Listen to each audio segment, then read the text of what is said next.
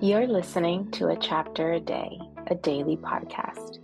The Bible comes alive as we read a chapter out loud each day. Good evening. We are reading a chapter a day.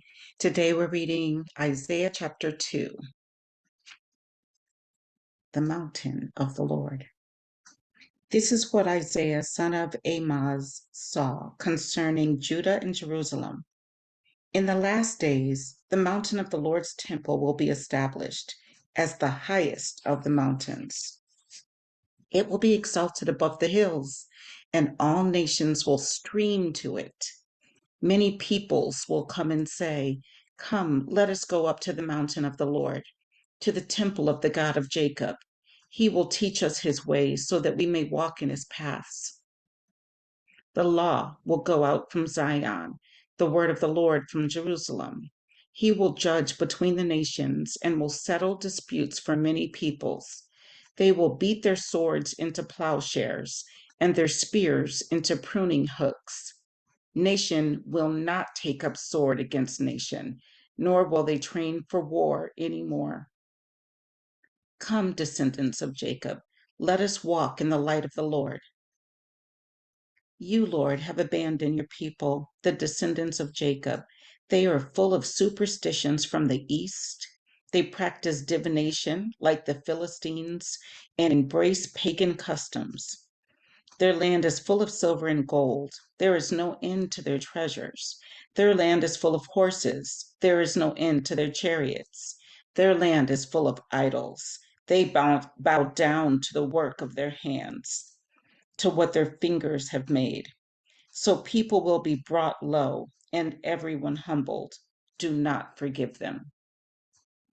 Go into the rocks, hide in the ground from the fearful presence of the Lord in the splendor of his majesty.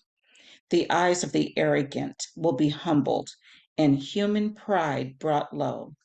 The Lord alone will be exalted in that day. The Lord Almighty has a day in store for all the proud and lofty, for all that is exalted, and they will be humbled.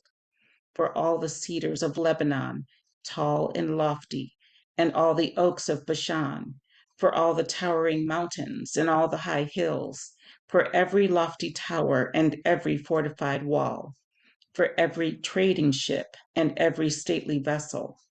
The arrogance of man will be brought low, and human pride humbled. The Lord alone will be exalted in that day, and the idols will totally disappear. People will flee to caves in the rocks and to holes in the ground from the fearful presence of the Lord and the splendor of his majesty when he rises to shake the earth. In that day, people will throw away to the moles and bats their idols of silver and idols of gold, which they made to worship. They will flee to caverns in the rocks and to the overhanging crags from the fearful presence of the Lord and the splendor of his majesty when he rises to shake the earth. Stop trusting in mere humans who have but a breath in their nostrils. Why hold them in self-esteem? That was Isaiah chapter 2. I will see you tomorrow for another chapter. Have a good night.